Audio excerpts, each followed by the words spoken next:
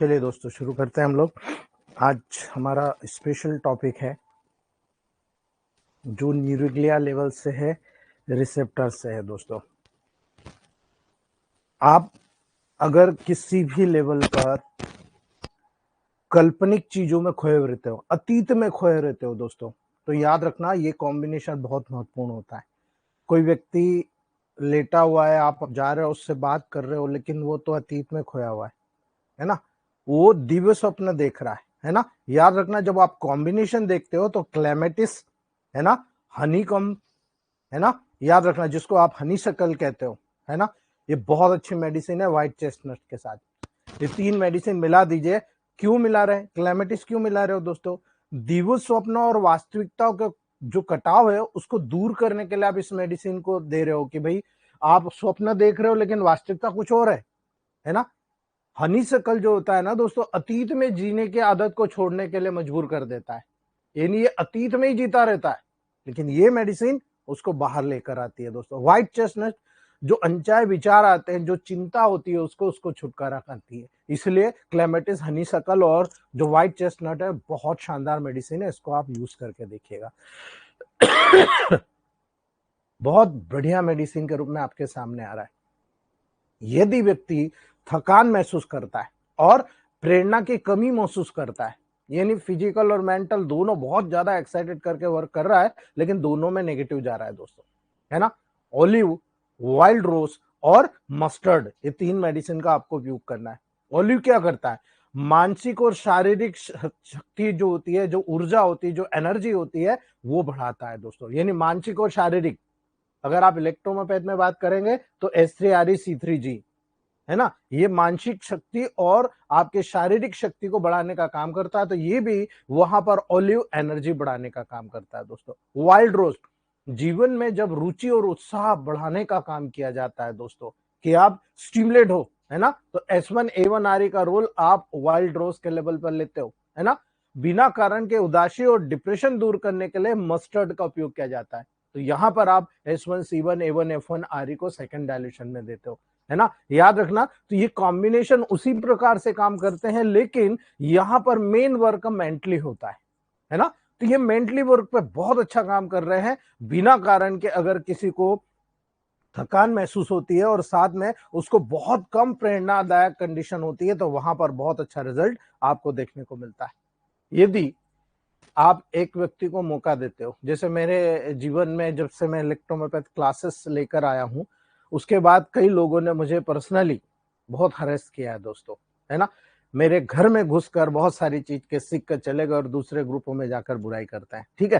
तो यदि व्यक्ति बार बार गलती दोहराता है और सीख नहीं पाता है दोस्तों, वो आज भी सीख नहीं पाए, ठीक है, तो फिर हरेसमेंट हमारा होता है, उसका कुछ नहीं जाता, है ना। तो ऐसे लोगों को सुधारना है ना, तो चेस्टनट बट का उपयोग कीजिए, व्हाइट चेस्टनट का उपयोग कीजिए और क्लैमेटिस का उपयोग कीजिए, है ना।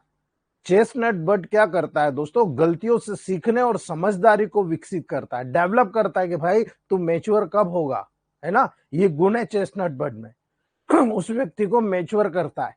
व्हाइट चेस्टनट बार बार आने वाले जो नेगेटिव थॉट्स होते हैं ना, उसको ठीक करने का काम करता है। याद रखना, व्हाइट चेस्टनट नेगेटिव थॉट को दूर करता है, यानी जनरल टानी D6C111Y जैसा काम करता है व्हाइट चेस्टनट, है ना। याद रखना दोस्तों, उसमें मिला दीजिए 5 ड्रॉप, देखिए क्या शानदार रिजल्ट मिलता है। क्लेमेटिस मानसिक स्पष्टता और वास्तविकता में ध्यान केंद्रित करने का काम करता है दोस्तों, इसीलिए क्लेमेटिस का बहुत बड़ा रिजल्ट आपको देखने को मिलता है। याद रखिएगा, तीनों प्रोटोकॉल्स बहुत ही ब्रिलियंट रिजल्ट आएंगे आपको आपके टेबल प्रैक्टिस में, बहुत शानदार रिजल्ट इनका आपको देखने को मिलता है दोस्तों, ठीक है। चलिए नेक्स्ट हम बात करते हैं आज का हमारा टॉपिक दोस्तों, जिसको हम बोलते हैं मॉर्टन्स न्यूरोमा। मॉर्टन्स न्यूरोमा।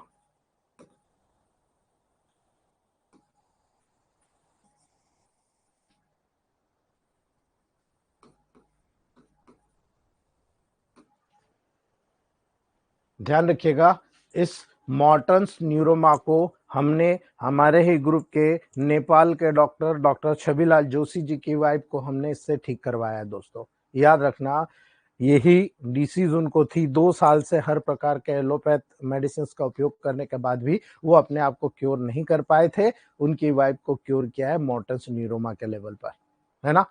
याद रखना, जब आप खड़े खड़े पैदल चलते हो तो जो बॉल, जो मोटा वाला इंड होता है ना, इस पे आप चल नहीं सकते। आदमी ऐसे चलता है पंजे के बल, है ना। याद रखना, यदि आपको अकेले वॉकिंग करने की शक्ति नहीं है, ठीक है, फुट के बॉल के नियर में लगातार पेन फील होता है।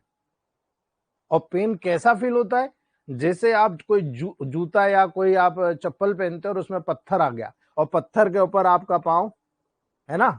इस प्रकार की फीलिंग होती है जैसे कोई पत्थर रखा हो, भले नहीं होगा, है ना। लेकिन हमारे शू में कोई छोटे छोटे कंकर पत्थर रखे हो, ऐसा अगर पेशेंट को महसूस होता है, पेन का फील होता है, जैसे यहां पर इस कंडीशन में उसको न्यूरोलॉजिकल प्रॉब्लम हो रही है। इस कंडीशन को मोटर न्यूरोमा कहते हैं दोस्तों। मोटर नर्व से जुड़ा हुआ न्यूरोमा है दोस्तों, न्यूरोसिस है दोस्तों, है ना। इसका कारण बहुत स्पष्ट है, प्रोटोकॉल बहुत स्पष्ट है ना। याद रखना दोस्तों, मोटर न्यूरोमा तब उत्पन्न होता है जब हमारे फुट के इनसाइड में, फुट के अंदर जो टिश्यूज होते हैं ना, वो मोटे हो जाते हैं, ठीक है। टिश्यूज मोटे हो गए दोस्तों, और जब हमारे फुट के इनसाइड में टिश्यू मोटे हो जाएंगे तो आपको कैसा लगेगा? गादी जैसा, है ना। याद रखना, नर्व के नेक्स्ट में जहां पर ये टो में प्रवेश करती है दोस्तों, यहां से ऐसे करके, है ना, वहां पर दोस्तों ये बहुत ज्यादा मोटी हो जाती है। और जब उसको ऐसा प्रेस करके पाँव रखता है, उसको चुभन जैसा महसूस होता है, ऐसा लगता है जैसे कंकर पत्थर रखा हो। इसीलिए नर्व के अगेंस्ट प्रेशर बढ़ जाता है। वहां जो नर्व है, उस नर्व के अगेंस्ट प्रेशर बढ़ जाता है, वो प्रेशर उसे इरिटेट करता है दोस्तों, और इसी के कारण पेन सामने आता है, और बहुत ही सीवियर पेन आता है, जो कि यूजुअली थर्ड और फोर्थ टो के बीच में सामने आता है ना। ये जो उंगलियां है ना, थर्ड और फोर्थ उंगलियों के बीच में, वहां पर सामने नजर आता है। और जब ये नजर आता है ना, याद रखना दोस्तों, ये ऐसा फैलता है बैक साइड, यहां से यहां तक। और यही कारण है दोस्तों, इसमें जब काउंटिंग होता है ना, बिग टो को सबसे पहले, यानी अंगूठे को सबसे पहले लीजिए आप, फर्स्ट, सेकंड, थर्ड और फोर्थ। ये जो थर्ड और फोर्थ है, यहां पर आपको नजर आएगा पांव के लेवल पर, ठीक है। याद रखना, वुमन में सबसे ज्यादा समस्या होती है मेल के, 70-30 का रेशियो है दोस्तों। वुमन में मेन की तुलना में मोटर न्यूरोमा बहुत ज्यादा पाया जाता है दोस्तों। क्यों? क्योंकि हाई हिल्ड जितनी भी शूज होते हैं, चप्पल होती है, मेन कारणों में से एक माना जाता है ना। हाई हिल्ड जो आप पहनते हो ना, तो सबसे पहले क्या करो? डॉक्टर चप्पल पहनने की बात करो, है ना। लिथियम वाली एक चप्पल आती है जिसमें सॉफ्ट या जूते आते हैं जिसके अंदर एक सॉफ्ट प्लेट लग जाती है, जैसे मोजे होते हैं, ऐसे मोजे होते हैं, उसको पहना दीजिए तो वो वहां पर जो प्रेशर इफेक्ट होता है उसको कम कर देता है ना। क्योंकि ये फीट पर प्रेशर पुट करते हैं दोस्तों। जब आप ऐसी चप्पल पहनते हो, हील वाली ऐसी, तो वहां पर आपका पांव इस तरह से मुड़ जाता है, लेकिन ये जो पोर्शन होता है ऊपर उठ जाता है, यानी इस पर प्रेशर आता है दोस्तों, है ना। इसका क्योर भी बहुत इजीली है दोस्तों, यदि इलेक्ट्रोमोपैथ की बात कर रहे हो। यदि हम लोअर हिल के शूज पहनना शुरू कर देना, तो पेशेंट धीरे धीरे ठीक हो जाता है। लेकिन अगर एक्यूट में होगा तो ठीक होगा, लेकिन सब एक्यूट और क्रॉनिक में लेवल पर चले गए दोस्तों, तो फिर बहुत मुश्किल है उसको करेक्ट करना, बहुत समय लगता है। और मैं दावे से कहता हूं, कोई भी एक इलेक्ट्रोमोपैथ चिकित्सक को अगर आप कहते हो कि भाई ये ठीक कर, तो वो 100% बोलता है कि हाँ मैं इसको ठीक कर जाऊंगा। बहुत आसानी से आप इसको ठीक कर सकते हो। और ये टेबल प्रैक्टिस का महत्व है दोस्तों, कि आप जब इलेक्ट्रोमोपैथ को समझ रहे हैं तो ये छोटी छोटी चीजें आपको समझना चाहिए दोस्तों। बिकॉज मोटर न्यूरोमा होगा कब? ये तब होता है, कारण तब बनता है दोस्तों, जब शूज का काफी हाइट वाला आप शूज का उपयोग करते हो दोस्तों, है ना, जिसके हाई हील होते हैं। और इसी के कारण शूज फीट में नर्व के ऊपर लगातार कंप्रेशन बनाता है, प्रेशर बनाता है, उसको इरिटेट कर देता है दोस्तों। और जब ये नर्व इरिटेट हो जाती है, इसी के कारण वहां पर जो है थिकनेस शुरू हो जाती है दोस्तों। ग्रेजुअली मोर पेनफुल कंडीशन डेवलप हो जाती है। और इसी के परिणाम स्वरूप दोस्तों, जो प्रेशर क्रिएट होता है, उस प्रेशर इफेक्ट के कारण ये वहां पर उत्पन्न होता है। बहुत सारे अन्य कारण भी होते हैं दोस्तों, है ना। या तो आपका फुट ही गड़बड़ बना हो, डेवलपमेंटल डिफेक्ट हो, या जो गेट एबनॉर्मिटीज हो, यानी ब्रेन से जो एक सिस्टम होता है जो पेन को तुरंत कंट्रोल करता है, उसकी गेट की एबनॉर्मिटी हो गई हो, है ना। इसी के कारण इरिटेबिलिटी होती है दोस्तों, और इसी के कारण फुट में नर्व का प्रेशर बढ़ने लगता है, बहुत ज्यादा प्रेशर वहां पर पड़ना शुरू करता है ना। और यही कारण है, जब मोटर न्यूरोना किसी को पाया जाएगा तो बहुत सारी चीजों के साथ एसोसिएटेड होता है दोस्तों, है ना। या तो फ्लैट फीट हो, उसके बिल्कुल चपटे पांव हो, है ना, हाई आर्च हो उसका, इस प्रकार से हाई आर्च हो, बुनियंस उसको डेवलप हो गए हो, है ना, हैमर टो उसको हो दोस्तों, हथौड़ा होता है कि नहीं, ऐसी हैमर टो हो दोस्तों, है ना। इसके अलावा भी बहुत सारी एक्टिविटीज होती है, डे टू डे एक्टिविटीज, आप लंबे समय तक खड़े रहते हो और वजन उठा के काम करते हो, है ना, वो भी यहाँ पर होता है दोस्तों। या आप रिपीटेटिव स्पोर्ट्स एक्टिविटीज में हो दोस्तों, जैसे कि आप रनिंग करते हो, आपका सबसे ज्यादा प्रेशर किस पे आ रहा है ना। या फिर आप वहां पर रिक्वेस्ट स्पोर्ट्स यानी रैकेट से खेलने वाले स्पोर्ट्स में जाते हो, तुरंत गए, तुरंत मुड़े, तुरंत आपने वर्क किया दोस्तों, है ना, जो कि फुट के बाल पर प्रेशर इंक्रीज करता है। आपका जो फुट है उसके बाल पर बहुत ज्यादा प्रेशर इंक्रीज करता है दोस्तों, ये भी एक बहुत बड़ा कारण होता है मोटर न्यूरोमा का दोस्तों। ऐसे स्पोर्ट्स जिसमें टाइट शू की रिक्वायरमेंट होती है दोस्तों, जैसे कि स्कीइंग या बैलेट, है ना, उनमें बहुत ही टाइट शू को पहना जाता है, और वो टाइटनेस अगर ज्यादा समय तक पहनने के कारण वहां पर आप देखोगे प्रेशर बहुत ज्यादा इरिटेशन हो जाएगा, और यही कारण है दोस्तों एक न्यूरोमा रिजल्ट होता है, अर्थात फुट की इंजुरी। अब जब न्यूरोमा डेवलप हो गया, आप मान के चलिए आपकी प्रॉब्लम शुरू हो गई, ठीक है, आपकी प्रॉब्लम शुरू हो गई। और जब न्यूरोमा शुरू होता है तो इसका बहुत अच्छा मेडिसिन इलेक्ट्रोमोपैथ में मौजूद है, बिकॉज मसल से जुड़ा हुआ है ना, आप बहुत इजीली इसको ठीक कर सकते हो दोस्तों। जब आप प्रैक्टिस करते हो तो आपको एक एक चीज खुल के लिंक जोड़ने की जरूरत है ना।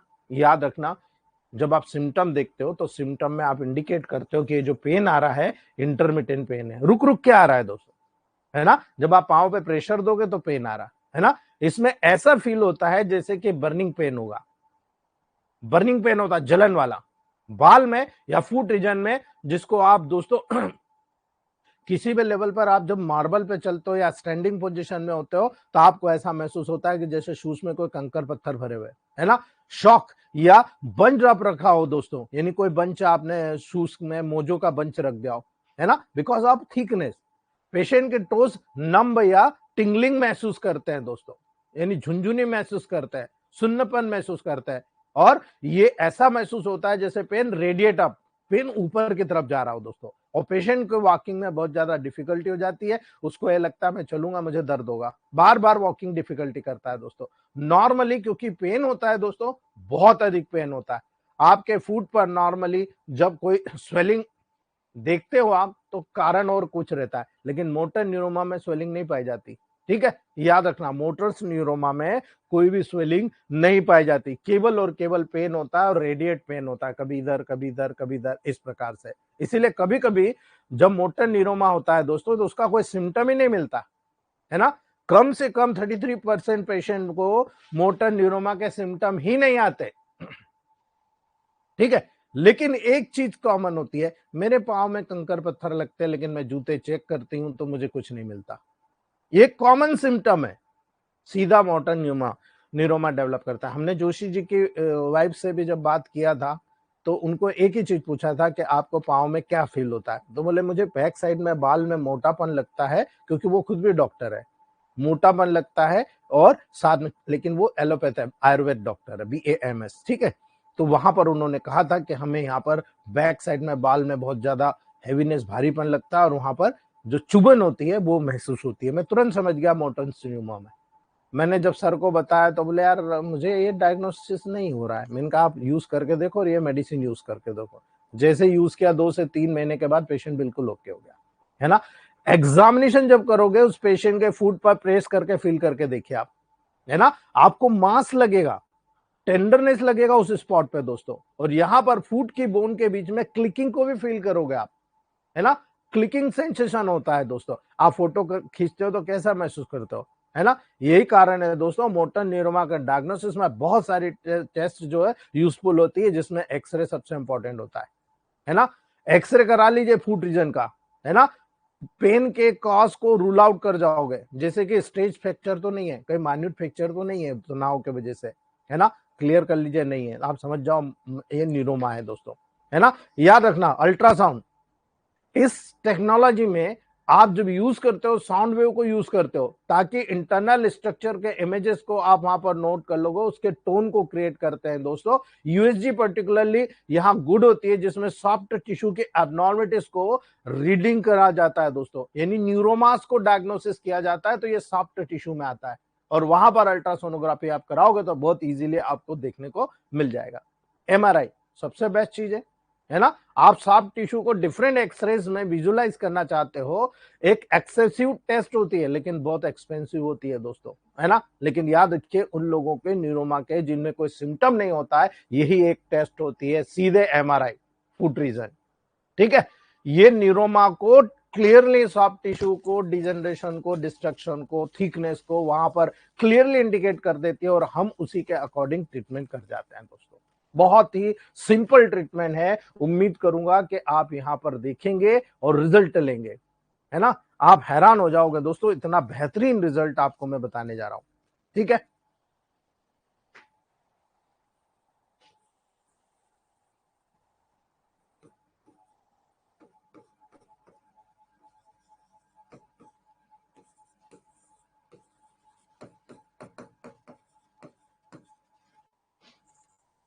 C3 200 प्लस A1 200 बहुत ही मैजिकल प्रोटोकॉल होता है इस लेवल पे, ठीक है।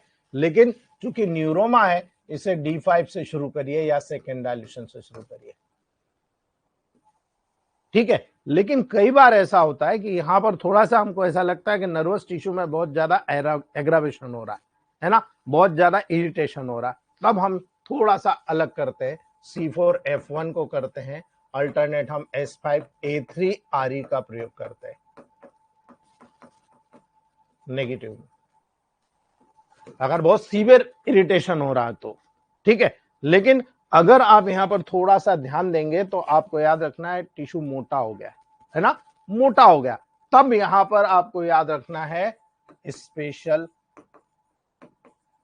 पेन केयर ऑयल और A2 S5 C5 F2 WE D4 compress,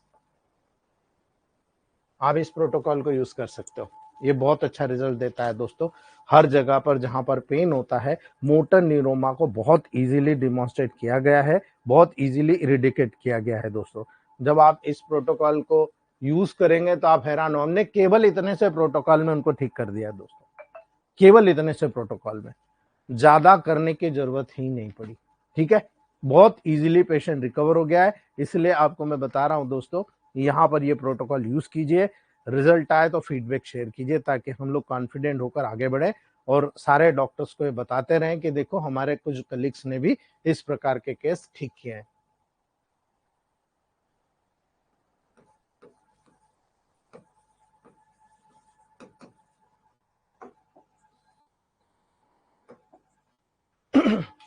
neuroglia, मैं आपको कल इंट्रोडक्शन दे चुका हूं, ग्लाया सेल्स, ठीक है, नर्वस सिस्टम की सपोर्टिंग सेल्स होती है।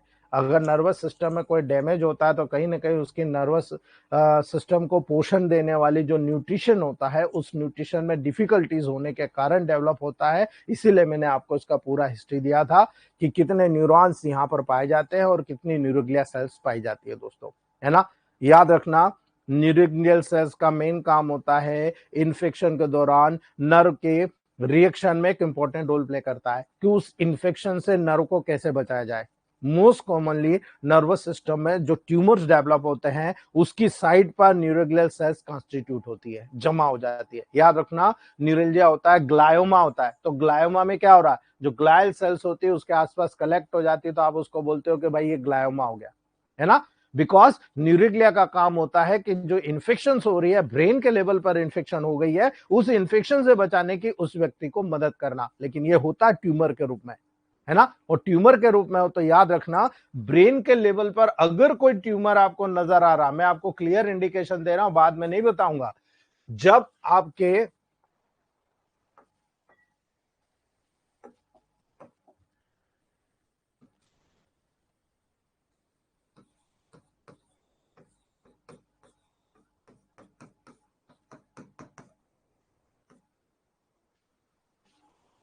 जब आपको ट्यूमर नजर आता है, और ट्यूमर को रिड्यूस करना है तो सबसे पहले ग्लैंड को स्टिमुलेट करो और नर्वस सिस्टम को रिलैक्स करो।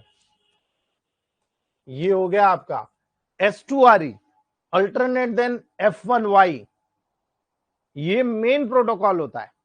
इससे हर प्रकार की जो ग्लैंड का स्टिमुलेशन होता है, खासतौर से ब्रेन के नर्वस टिश्यू में जो सपोर्टिंग सेल्स होती है उनमें S2RE को आप दे दीजिए, अल्टरनेट F1Y को दे दीजिए और यहां पर रिड्यूस करिए उस पूरे प्रोटोकॉल को। ठीक है, देना नेगेटिव में है ना, याद रखना देना नेगेटिव में, और साथ में यहां पर S3C3 वर्बन को शामिल कर दीजिए, इसे देना पॉजिटिव में D3 में, है ना। S3C3 वर्बन D3 में, S2RE F1Y नेगेटिव में।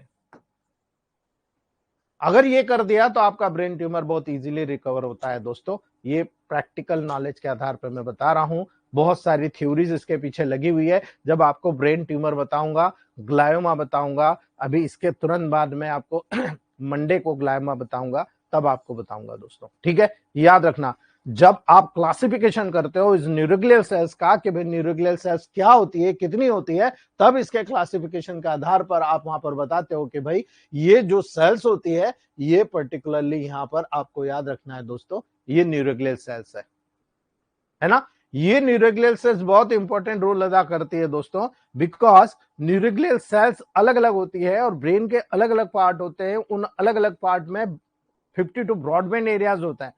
ये ब्रॉडबैंड एरियाज पूरी बॉडी को कंट्रोल करने का सेंटर पॉइंट होता है ना। तो ये जो ब्रेन का ये पार्ट है, इन पूरे ब्रेन के पार्ट को सपोर्ट करने का काम ये न्यूरोग्लियल सेल्स करती है दोस्तों। यानी neuroglial cells central nervous system as well as peripheral nervous system में भी डिस्ट्रीब्यूट होती है दोस्तों।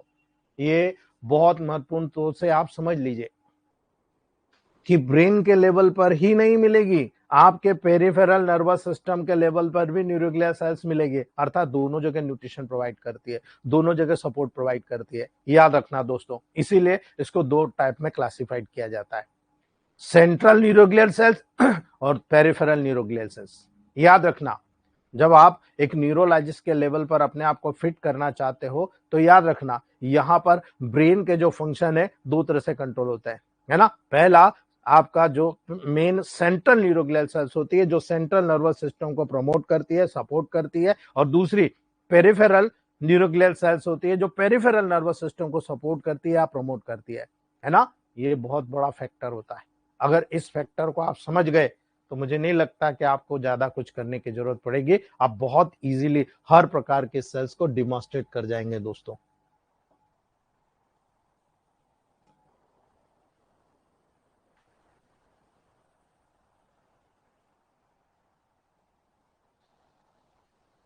अपने दिमाग में डाल लीजिएगा इसको अगर आपको वाकई में नर्वस सिस्टम का मास्टर बनना है, जैसे मैं आपको बार बार कहता हूं S1 F1 1000 दो, यहां से शुरू करता हूं पूरा साइकोलॉजी, और आप समझना उस चीज को कि मैं बार बार ऐसा ही क्यों कहता हूं, है ना।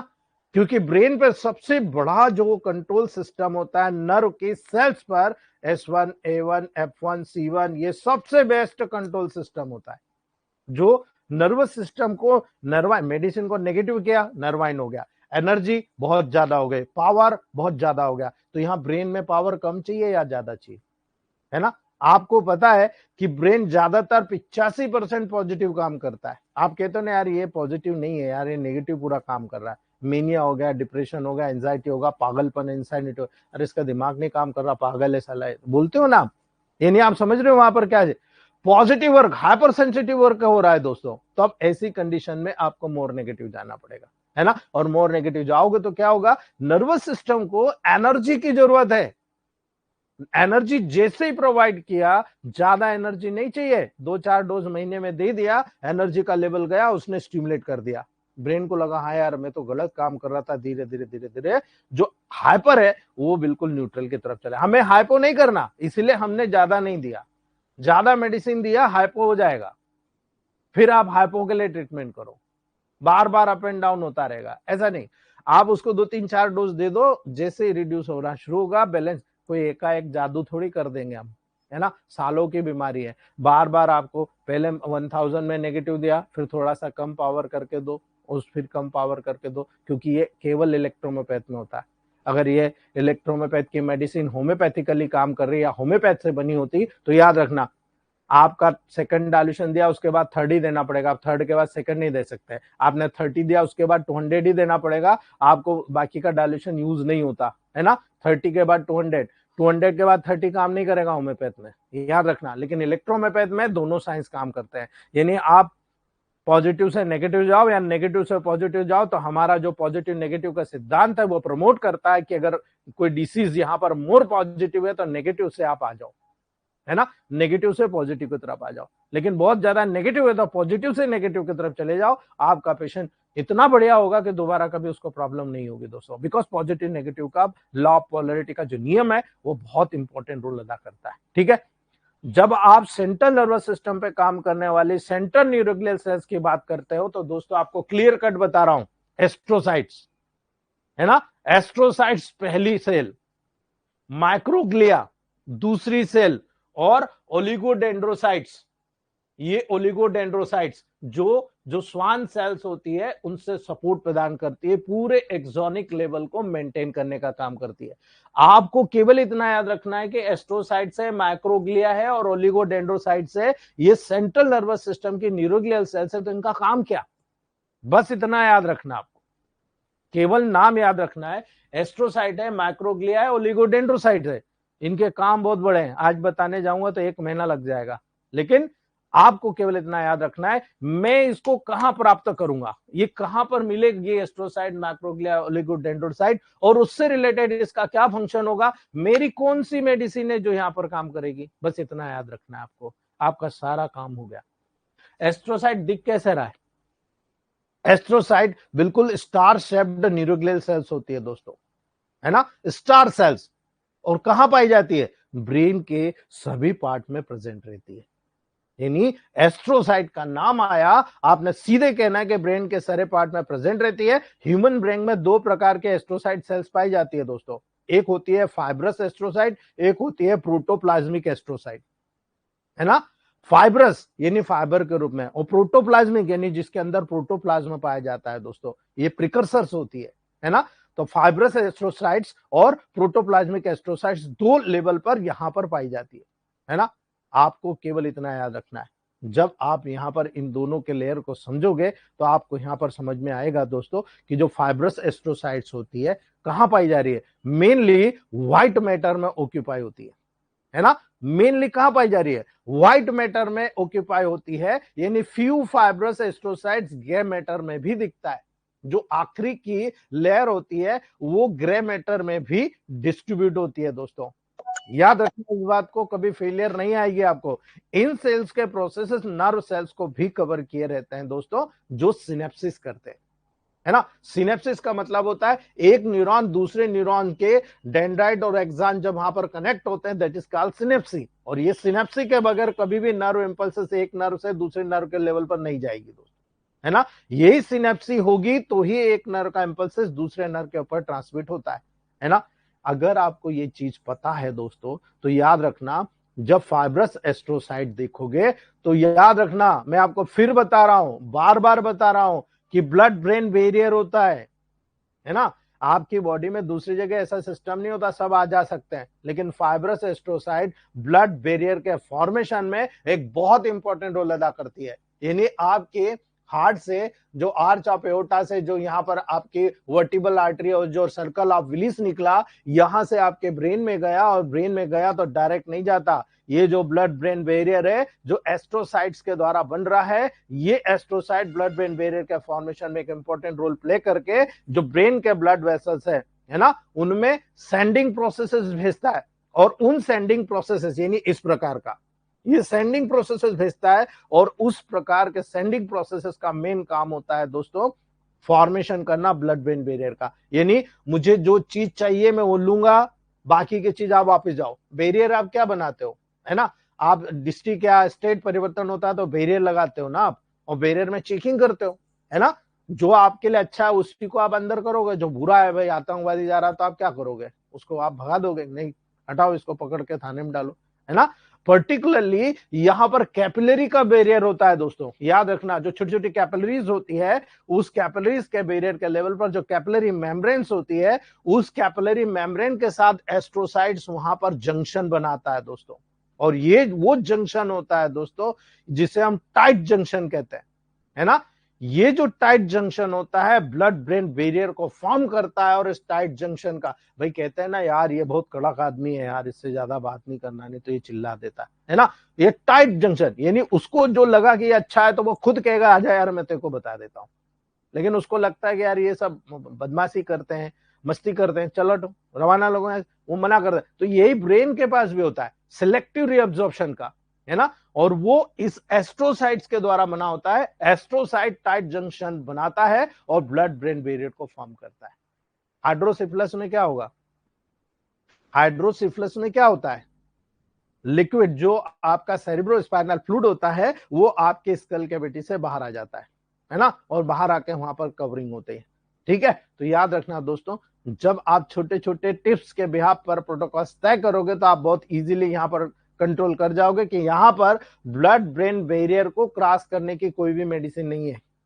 कोई भी मेडिसिन आयुर्वेद, होम्योपैथ, इलेक्ट्रोमोपैथ में नहीं है। लेकिन इलेक्ट्रोमोपैथ में जब आप थोड़ा सा नेगेटिव करते हो तो याद रखना वर्वन, F1 और W, ये तीन मेडिसिन ऐसी होती है जो सीधे नर्व के लेवल पर चली जाती है ना। ये तीन मेडिसिन जैसे ही नेगेटिव हुई नर्वाइन लेवल पर जाकर सीधे ब्रेन की तरफ जाती है। इसीलिए वर्वन का रोल होता है कि वर्वन ऐसा माध्यम क्रिएट करता है कि यहां पर उसकी पहचान होती है इस एस्ट्रोसाइट से। वर्वन एस्ट्रोसाइट को आकर कहता है और एस्ट्रोसाइट उसको ऑब्जर्व करती है कि हाँ ये हमारे काम की चीज है, तो वर्वन को अडॉप्ट कर लेती है। और यही कारण है वर्वन तुरंत वहां पर ब्लड ब्रेन बैरियर को क्रॉस करके तुरंत ब्रेन के लेवल पर जाकर अपना वर्क करता है दोस्तों। याद रखना, दूसरी मेडिसिन डायरेक्टली नहीं जाती, आपको मोर नेगेटिव जाना पड़ेगा। इसलिए S1 F1 को मोर नेगेटिव हम लोग भेजते हैं। ठीक है, बहुत माइन्यूट माइक्रो न्यूट्रिएंट्स होते हैं। ये माइक्रो न्यूट्रिएंट्स बहुत आसानी से ब्लड ब्रेन बैरियर के लेवल पर अडॉप्ट हो जाते हैं, है ना। ये बहुत इंपॉर्टेंट चीज है, आपको याद रखने की जरूरत है दोस्तों। दूसरी बात, जो प्रोटोप्लाज्मिक एस्ट्रोसाइट्स होता है, प्रोटोप्लाज्मिक एस्ट्रोसाइट ये कहां था, है ना। आपको जो मैंने पहला एस्ट्रोसाइट्स बताया ये स्पेशल याद रखना व्हाइट मैटर में। और जो ग्रे मैटर होता है प्रोटोप्लाज्मिक एस्ट्रोसाइट ग्रे मैटर में मेनली प्रेजेंट रहता है ना। ये न्यूरोग्लिया की प्रोसेसेस नर्व सेल बॉडीज के बीच में रन करती है। जितनी भी नर्व सेल की बॉडीज होती है उन नर्व सेल की बॉडीज के बीच में रन करता है। अगर आप देखोगे एस्ट्रोसाइट्स का तो मेन रोल होता है ये नर्व सेल बॉडीज जो नजर आ रही है, इन नर्व सेल बॉडीज के बीच बीच में ये रन करने का काम करता है दोस्तों। इसलिए इसका महत्व बहुत इंपॉर्टेंट होता है ना। आपको याद रखने की जरूरत है, इसका एस्ट्रोसाइट्स का महत्व आपको याद रखना बहुत इंपॉर्टेंट होता है। क्या काम करता है भाई, मैं यही चीज आपको बताया कि पहले मैं आपको बताया कहां पाया जाता है, कैसे पाया जाता है, क्या काम करता है ये बताया। लेकिन आपको एस्ट्रोसाइट के फंक्शन याद रखना, ब्लड ब्रेन बैरियर से बहुत ही इंपॉर्टेंट, ब्लड से ब्रेन टिश्यू में सब्सटेंसेस की एंट्री को रेगुलेट करता है ना। जितने भी सब्सटेंसेस सर्कल ऑफ विलीज के माध्यम से ब्रेन की तरफ आ रहे हैं, जो ब्लड के माध्यम से न्यूट्रिशन आ रहा है, ऑक्सीजन आ रहा है, उसको रेगुलेट करने का गुण इस एस्ट्रोसाइट्स में है ना। और आप वर्वन और जितनी मेडिसिन को नेगेटिव करके भेज रहे हो वो नेगेटिव वहां पर आकर वर्क कर रही है, तो वर्क एस्ट्रोसाइट्स के माध्यम से कर रही है ना। फ्रेंडली वर्क कर रही है। एस्ट्रोसाइट्स को लगता है कि यह रेमेडी ब्रेन के लिए बहुत अच्छी है, न्यूट्रिशन है, अडॉप्ट कर लेगा। लेकिन ब्रेन को लगता है कि नहीं ये नुकसानदायक है, तुरंत कंजेस्ट करके बाहर कर देगा दोस्तों। ठीक है, पहला। दूसरा, नर्व सेल्स के जो ग्राउंड होते हैं, है ना, याद रखना, नर्व सेल के अराउंड जो ट्विस्ट होता है दोस्तों, है ना, ब्रेन और स्पाइनल कार्ड में सपोर्टिंग नेटवर्क जिसके द्वारा फॉर्म होता है उसको फॉर्म करता है। अर्थात क्रेनियल नर्व आपके सर्वाइकल लेवल पर, सर्वाइकल से स्पाइनल नर्व पूरी बॉडी के लेवल पर, है ना। तो ब्रेन और स्पाइनल कॉर्ड में जितना भी सपोर्टिंग नेटवर्क होता है उस सपोर्टिंग नेटवर्कों को फॉर्म करने का काम ये करता है एस्ट्रोसाइट, है ना। तो आप कहां पर काम कर रहे हो, why you are choosing S1 F1 1000, आ रहा समझ में? क्यों आप वहां पर बार बार कहता हूं, कई जगह कहता हूं पैरालिसिस हुआ तुरंत कहता हूं दे दो, 15 दिन के अंदर आपको रिजल्ट आ जाएगा दोस्तों, है ना। तो क्यों कहता हूं, आ रहा समझ में? माइंड करिएगा, वर्क करिएगा। जब सेंट्रल नर्वस सिस्टम के न्यूरॉन्स के अराउंड आप देखते हो, चारों तरफ देखते हो, तो ब्रेन के चारों ओर ब्लड नहीं है, ब्लड कैपिलरीज फिल्टर होकर न्यूट्रिशन अंदर डालती है ना। उसके अराउंड क्या होता है, एक्स्ट्रा सेल्यूलर फ्लूइड होता है ना। उस एक्स्ट्रा सेल्यूलर फ्लूइड के केमिकल एनवायरनमेंट को मेंटेन करने का काम करती है एस्ट्रोसाइट दोस्तों, है ना। यानी सेंट्रल नर्वस सिस्टम न्यूरॉन के अराउंड जो एक्स्ट्रा सेल्यूलर फ्लूइड है, उसके केमिकल जितना भी एनवायरनमेंट है उसको मेंटेन करना का काम किसका है, एस्ट्रोसाइट का। तो आप अगर प्रोटोकॉल ब्रेन के लेवल पर हाइड्रोसिफिलस हुआ तो आप क्या करोगे, है ना। आपको क्या करना है, आपको एस्ट्रोसाइट्स के लेवल पर जाके काम करना है। मैंने अभी ब्रेन के लेवल पर बताया ना आपको। याद रखना दोस्तों, जब आप ब्रेन में देख रहे हो कि जो एक्स्ट्रा सेल्यूलर कैल्शियम और पोटेंशियल को रेगुलेट करने का काम कर रहा है, तो आपको याद रखने की जरूरत है ब्रेन में एस्ट्रोसाइट क्या काम कर रहा है।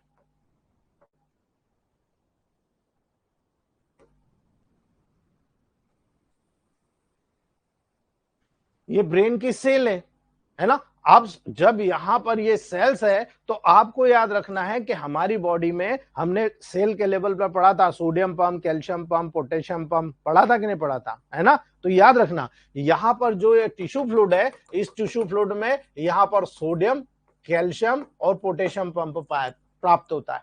अगर आप बहुत ज्यादा वर्क कर रहे हो तो कैल्शियम अंदर जाता है और जो सेल के अंदर पोटेशियम होता है, ये पोटेशियम यहां से बाहर आता है ना। ये जो सोडियम और पोटेशियम का वर्क है, यानी आप देखो किडनी काम नहीं कर रही और आपके बॉडी में स्वेलिंग आ रही, क्या हो रहा है, पोटेशियम आयन कम हो गया। ठीक है, याद रखना कैल्शियम और सोडियम जरूरत से ज्यादा सेल के अंदर चले गए, सेल फूल गए, इसलिए स्वेलिंग आ रही। आप यहां से सोडियम और कैल्शियम को बाहर निकाल लो, पोटेशियम को अंदर डाल दो, आप देखो अभी के अभी में आपकी प्रॉब्लम सॉल्व हो जाएगी दोस्तों, है ना। आपको याद रखने की जरूरत है दोस्तों, कैल्शियम और पोटेशियम को रेगुलेट करने का काम आपको देखना पड़ेगा, है ना। ये ब्रेन में स्पेशली एस्ट्रोसाइट्स के द्वारा होता है ना। याद रखना, ये वर्ड मैं आपको बता रहा हूं, ये बाद में आपको बहुत काम आने वाले हैं। सिनेप्सिस ट्रांसमिशन के दौरान जो न्यूरोट्रांसमीटर होता है, वो न्यूरोट्रांसमीटर एक बार यूज होने के बाद फिर से यूज होता है, तो उनकी रिसाइकलिंग कराना, है ना। और सिनेप्सिस में न्यूरोट्रांसमीटर लेवल को रेगुलेट करना भी एस्ट्रोसाइट का काम है ना। अर्थात सेंसेशन मेंटेन करना, जो एक नर्व के माध्यम से दूसरे नर्व यानी प्री सिनेप्टिक और पोस्ट सिनेप्टिक के बीच में जो जंक्शन है, यहां पर गैप होती है और यहां पर एक केमिकल ट्रांसमीटर्स होता है ना। उसमें केमिकल्स को डाला जाता है और ये जो नर्व इंपल्सेस उस केमिकल्स में नहाकर और तेज होकर दोस्तों दूसरे नर्व के ऊपर जाती है। अर्थात सिनेप्टिक ट्रांसमिशन के दौरान जो भी न्यूरोट्रांसमीटर होते हैं उनकी रिसाइकलिंग करना, वापस बनाना, और सिनेप्सिस को वहां पर न्यूरोट्रांसमीटर के लेवल को रेगुलेट करने का ये गुण एस्ट्रोसाइट में मौजूद है दोस्तों, है ना। इसीलिए अभी मैंने बताया था न्यूरोट्रोपिन्स, है ना। न्यूरोट्रोपिन्स को सीक्रेट करता है, जो कि यहां पर नर्व की ग्रोथ और नर्वस टिश्यू के फंक्शन को प्रमोट करने का काम करता है। याद रखना इस बात को, यहां पर न्यूरोट्रोपिन को सीक्रेट करता है जो कि ग्रोथ और नर्वस टिश्यू के फंक्शन को प्रमोट करता है ना। आरी का रोल बताइए आप मुझे, आरी क्या कराता है, हार्मोनल लेवल पर ग्रोथ कराता है, मेंटेन कराता है टिश्यू को, है ना, उसके फंक्शन को प्रमोट करता है। इसीलिए तो मैंने S2RE कहा आपको। ये जितना भी फंक्शन है S2RE के लेवल पर एस्ट्रोसाइट के मोटिवेशन के लिए बताया, और यहां पर नर्वस सिस्टम बहुत ज्यादा हाइपर एक्टिव हो गया है, उसको रिलैक्स करा, इसीलिए F1Y बताया। करेक्ट है नहीं, आप देख लीजिएगा, ठीक है।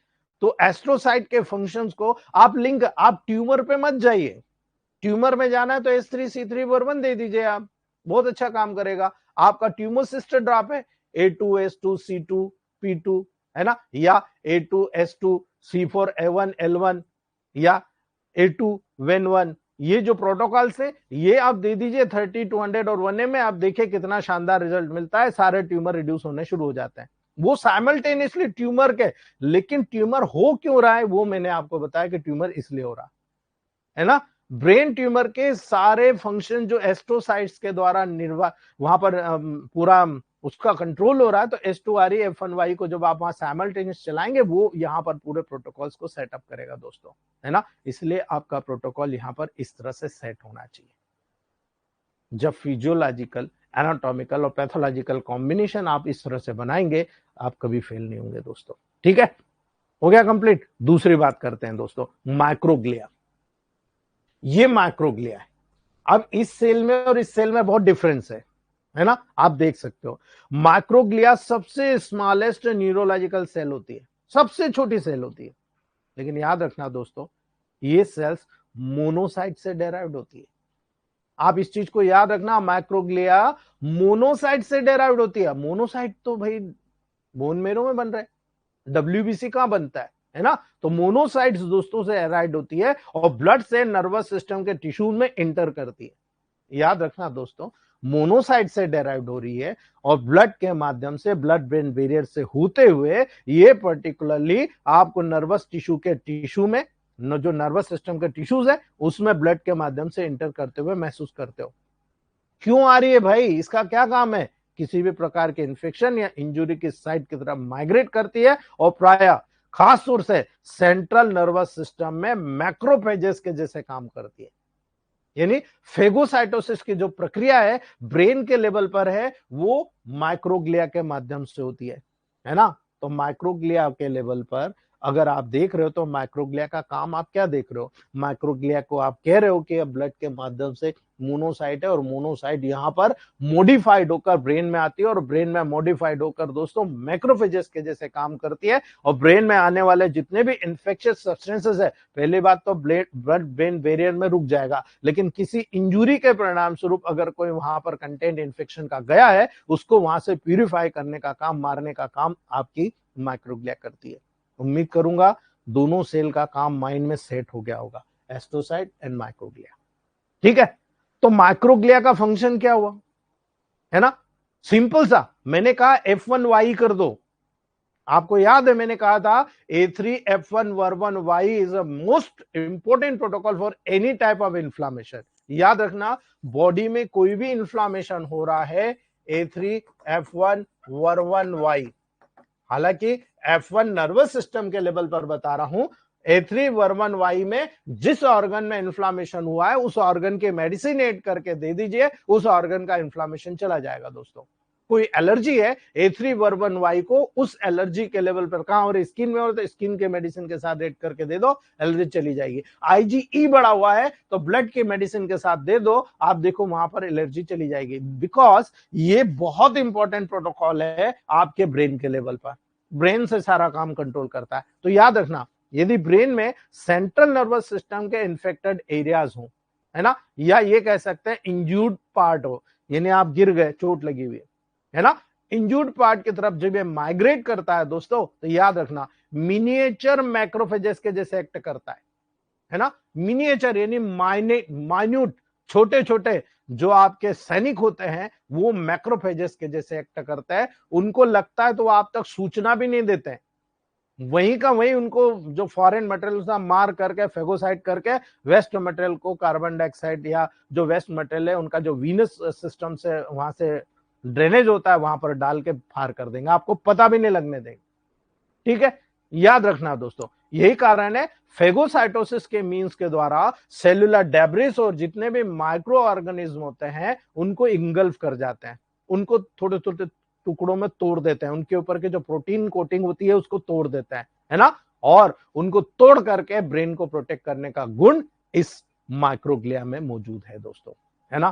तो कितना इंपॉर्टेंट हुआ, आपको याद रखने की जरूरत है दोस्तों, है ना। यही कारण है जब कभी किसी कारणवश ब्रेन टिश्यू का डैमेज होता है, उस दौरान आपको किस चीज की जरूरत होती है, आपको इम्यूनिटी की जरूरत होती है।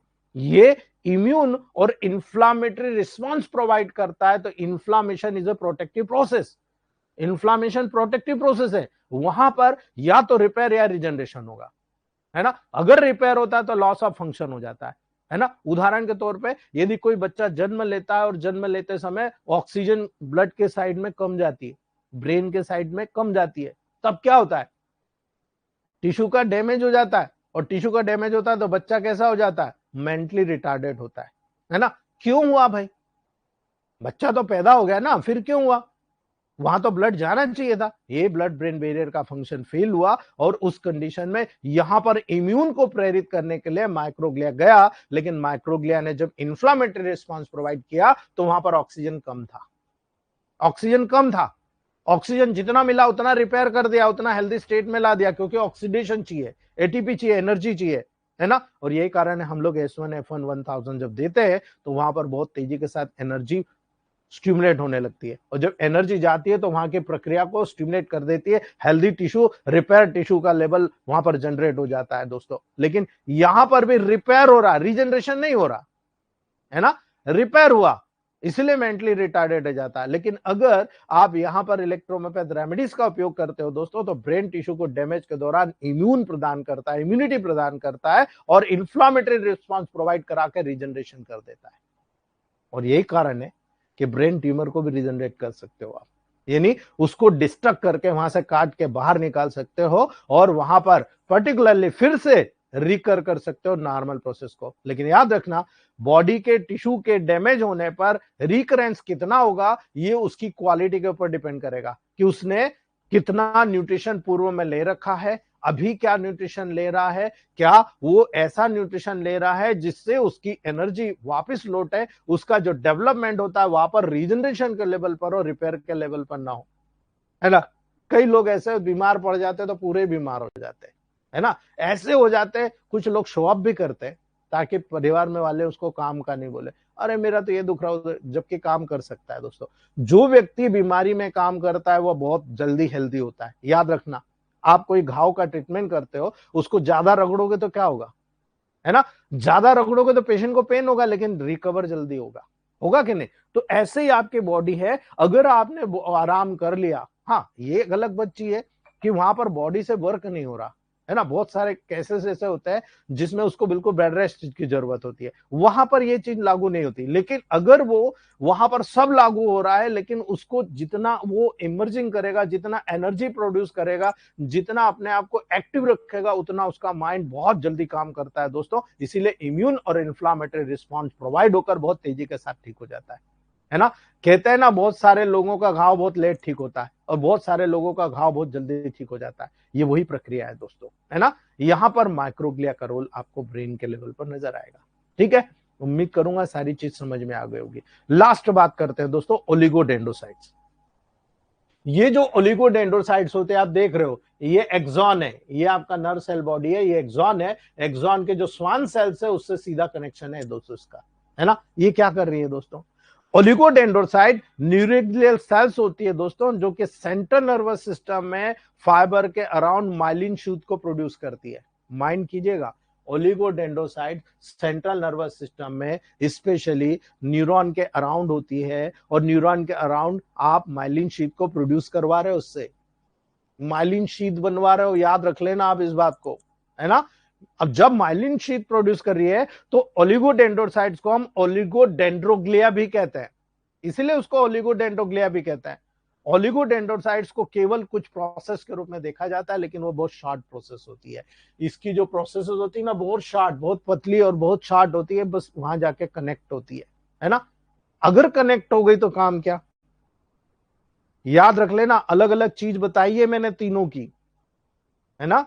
और यही कारण है दोस्तों, जब आप यहां पर एस्ट्रोसाइट को देखो, ब्लड ब्रेन बैरियर से कनेक्ट करो, माइक्रोग्लिया देख रहे हो दोस्तों, तो आप वहां पर सेंट्रल नर्वस सिस्टम के लेवल पर फेगोसाइटिक प्रक्रिया मोनोसाइट के लेवल पर देखो, और जब ओलिगोडेंड्रोसाइट दे रहे हो तो माइलिन शीट के रिजनरेशन के लेवल पर देखो। तीनों अलग अलग चीज है ना।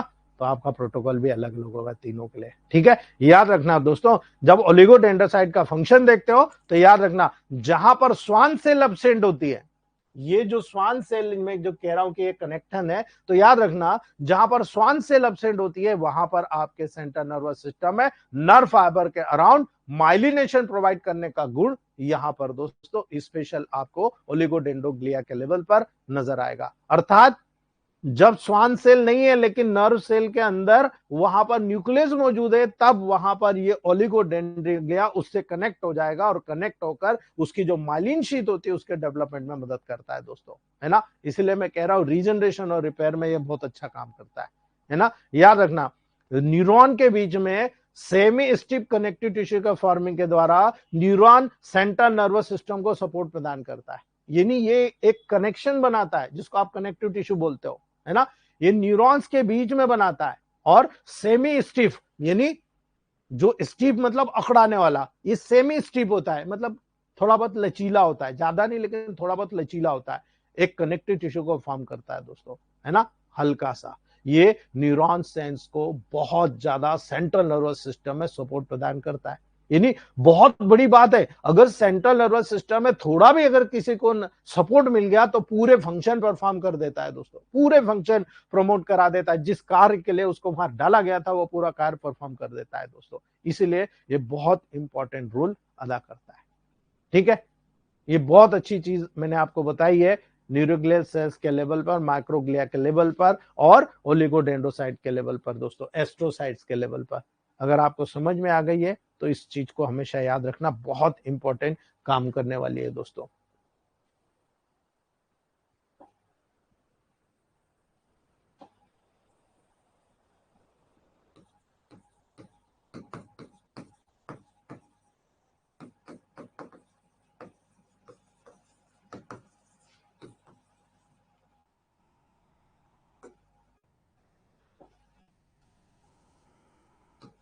अब दूसरी बात होती है, सीएनएस की तो आपने बात समझ ली, एस्ट्रोसाइट हुआ, ओलिगोडेंड्रोसाइट्स हुआ, माइक्रोग्लिया हुआ, लेकिन जो पेरिफेरल नर्व सेल्स होती है उसको भी समझिए, ये बहुत इंपॉर्टेंट है दोस्तों।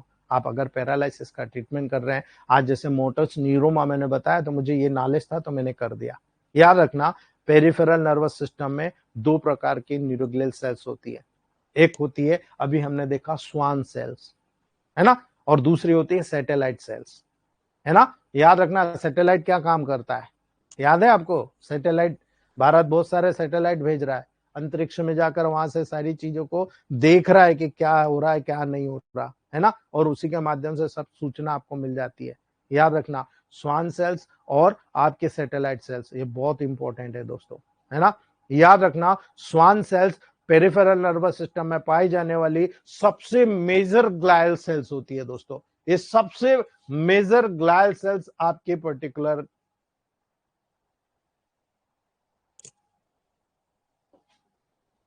आपकी बॉडी में जब आप फंक्शन देखते हो दोस्तों, तो स्वान सेल का फंक्शन भी आपको देखना पड़ेगा।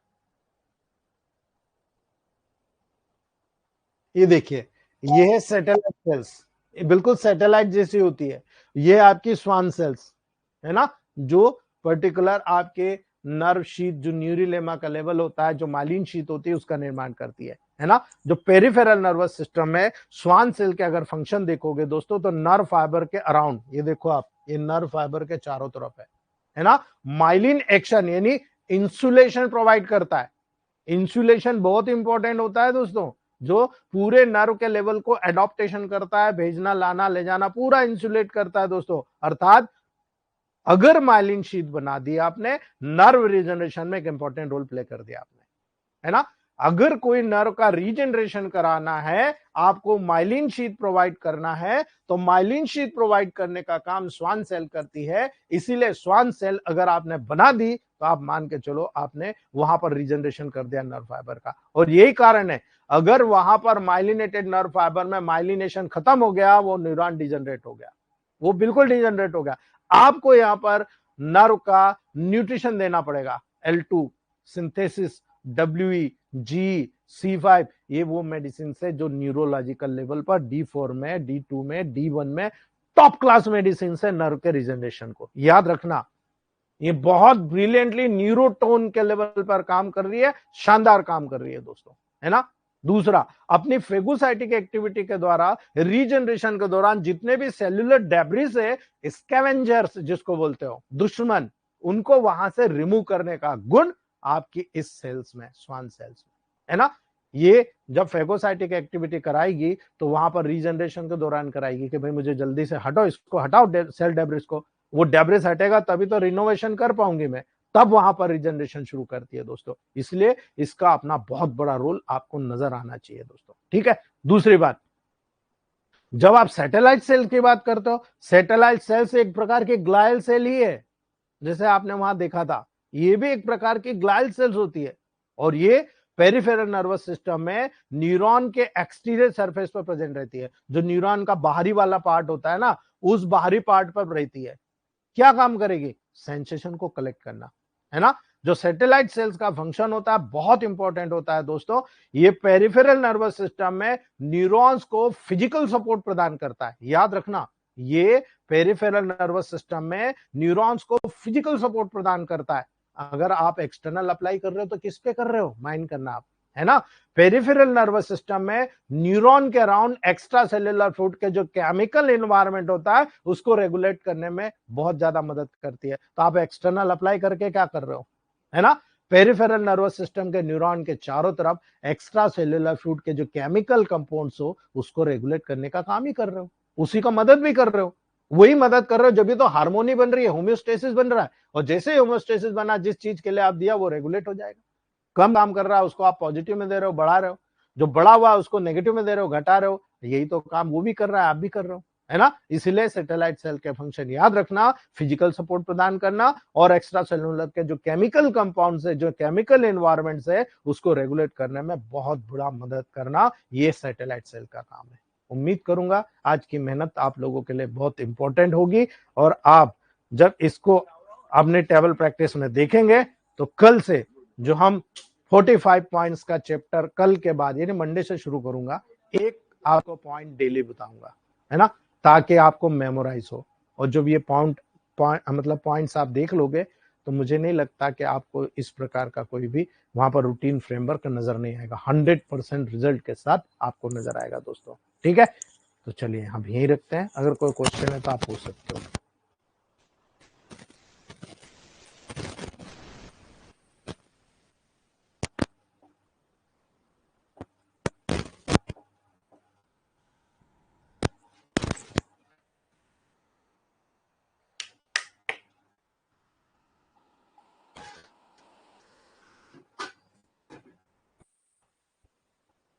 जी अशोक सर। सर जी, डॉक्टर अशोक सर जी। जी जी आपका जो बैच फ्लावर आने का तरीका था ना, उससे बहुत रिजल्ट मिले एकदम ही। बल्कि आप महीने की बात कर रहे थे सर, 5-5 दिन में मिल रहे हैं। जो पेशेंट विश्वास ही नहीं ना करता था, वो भी विश्वास करना शुरू कर दिया उसने। सर ये तो शुरुआत है, आप देखो, आपने अकेले ने करा, अभी जितने लोग करेंगे वो यही बोलेंगे यार 6,000 की मेडिसिन नहीं है, लेकिन हमने तो 6 लाख कमा लिया, हमने तो 7 लाख। आप मुझे बताओ कितने कमा पाओगे आप।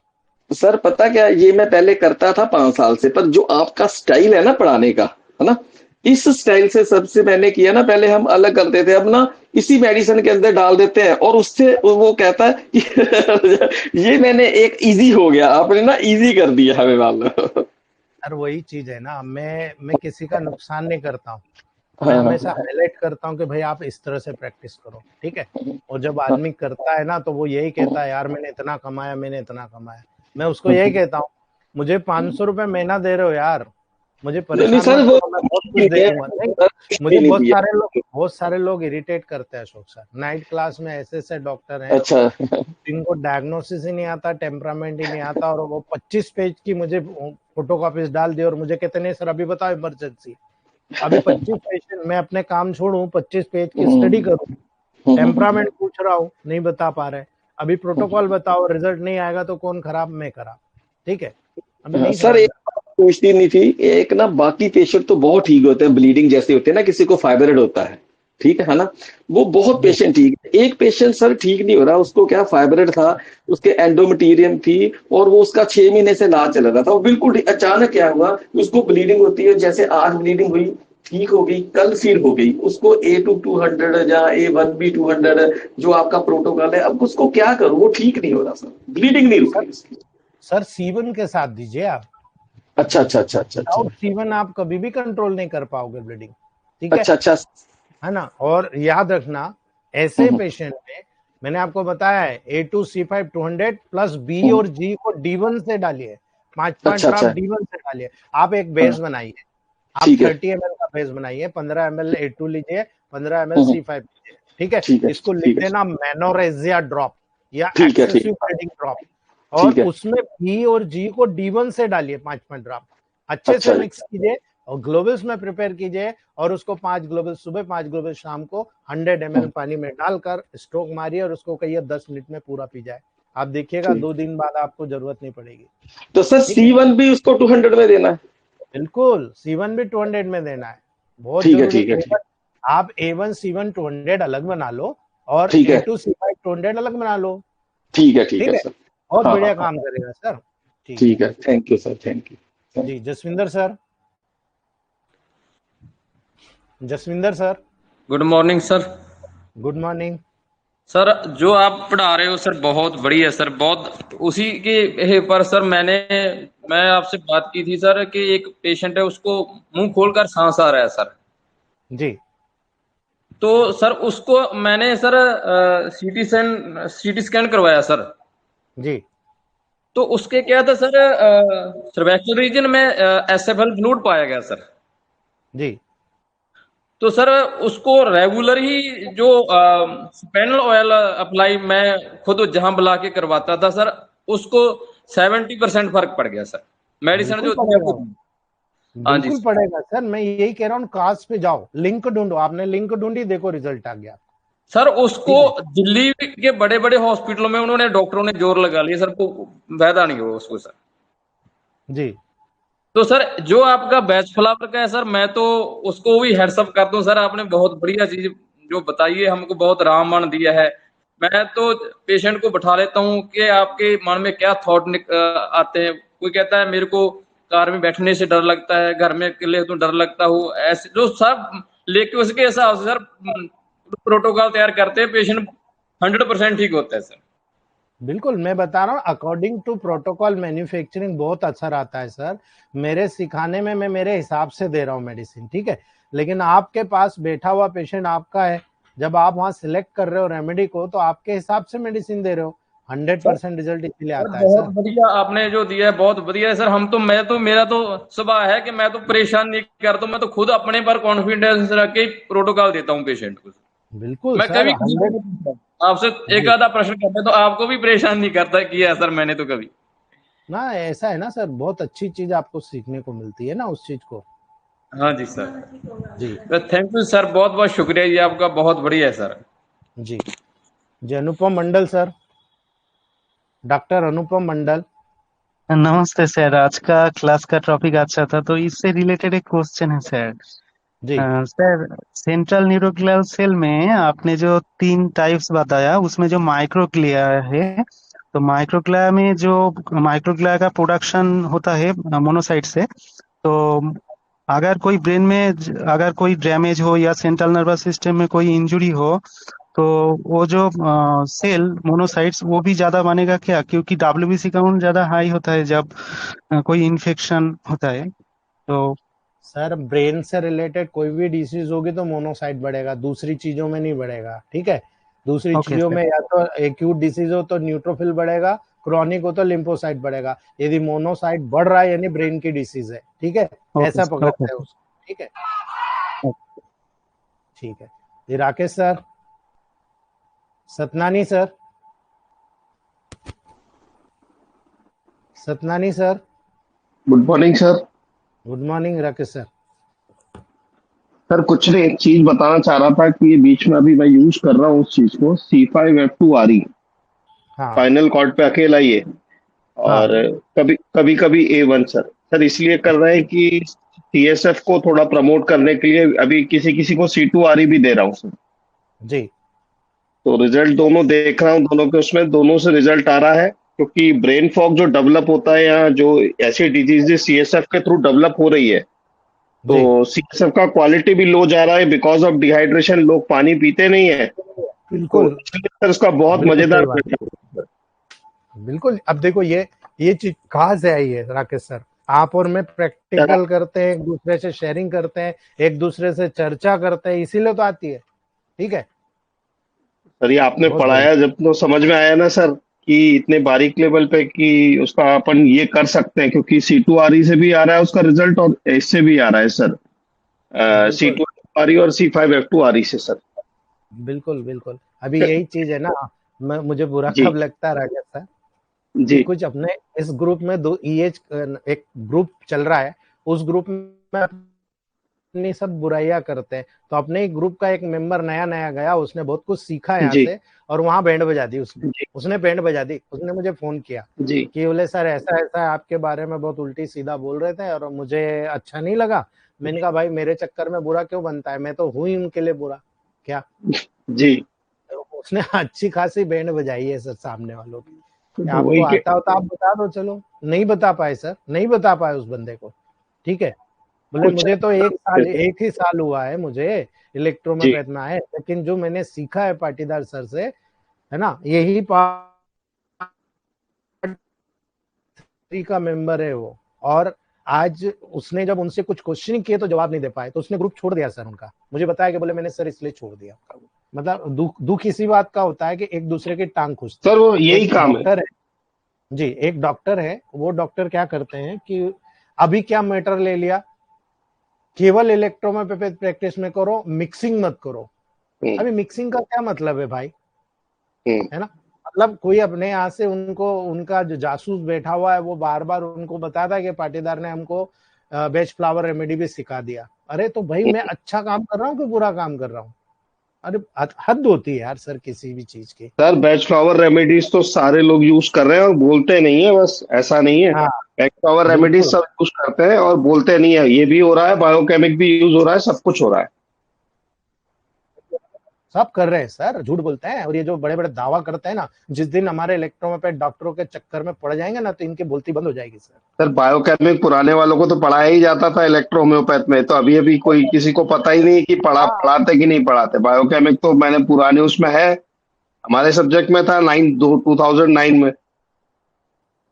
सर क्या करे, ठीक है, लोगों को नहीं समझ में आता है, ठीक है, ठीक है सर। वो- जी Firdaus sir, doctor Firdaus Alam sir, good morning sir. Good morning. कैसे हैं सर? मैं ठीक हूँ सर। सर, बैच फ्लावर और इलेक्ट्रोपैथिक होम्योपैथिक नॉलेज लेना कौन सा गलत है, देना कौन सा गलत है सर? अगर सर आप सर बहुत बोलते हैं, मैं आपको मैं बता रहा हूँ, मैं मेरा नाम लिए हुए उन्होंने वीडियो बनाया, ऑडियो बनाया, मैं आपको भेज सकता हूँ। पर मुझे मतलब जिस दिन मिलेंगे ना उनको मैं बहुत सारी चीजें पूछने वाला हूँ कि भाई आपका कहाँ पूछेंगे लिखा सर, हुआ है। आपके जो कैलिग्स है, जो सीनियर डॉक्टर हैं, जो हम लोग ग्रुप में हैं, उनका जी ही सामना नहीं कर सकते हैं तो आपको तो दूर की बात है, आपको तो आने में तो वक्त लगेगा। पहले हम ही सर, लोग से मतलब भिड़ा दीजिए ना उसको, कौन है। मुझे दुख इसी बात का होता है कि एज के प्रोग्रेस चाहते हो कि एज का डिमोशन चाहते हो, ये नहीं समझ अगर में आता मुझे। वही हमको तो ऐसा दिख रहा है कि उनको प्रोग्रेस नहीं चाहिए, निगेटिव चाहिए, ताकि उनकी जी चलते रहे कुछ और का, बस इतना ही है। सर हमको कहना है कि करते कुछ रहे। आप होम्योपैथी की बता देता, मैं उसका भी नोट बनाता हूँ, मैं बैच फ्लावर का भी नोट बना रहा हूँ, मैं इलेक्ट्रोपैथिक सर, तो हमारा साइंस ही है। तो फिर हमारा ये काम आने वाला है ना कि उनको काम आने वाला है, और नुकसान बिल्कुल, किस में है भाई? हमको समझ में नहीं बिल्कुल आता सही है। बात।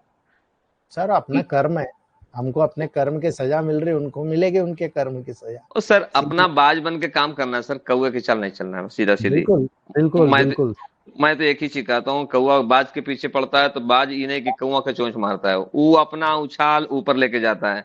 जब जी ऊपर जाता है, ऑक्सीजन का लेवल कम होता है, कौवा ऑटोमेटिकली वहां से हट जाता है कि नहीं, अरे मेरे से बस की बात नहीं है।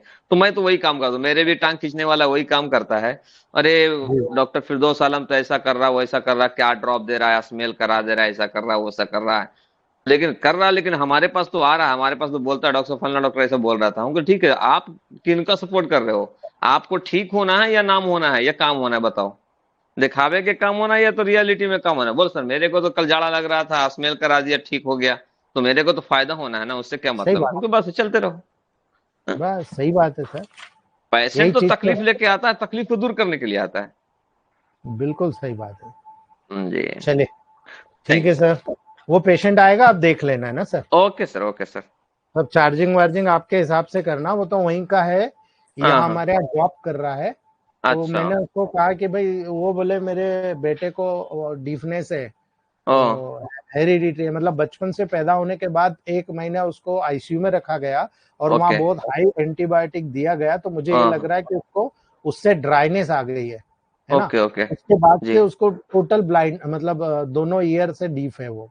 तो अच्छा। मैंने उसको कहा अगर पैदाइशी नहीं है, बोले नहीं पैदाइशी तो सब अच्छा था, 1 महीने हाँ। बाद कोई सा फीवर आया और उसके बाद हुआ, तो मैंने कहा फिर रीजनरेट हो सकता है।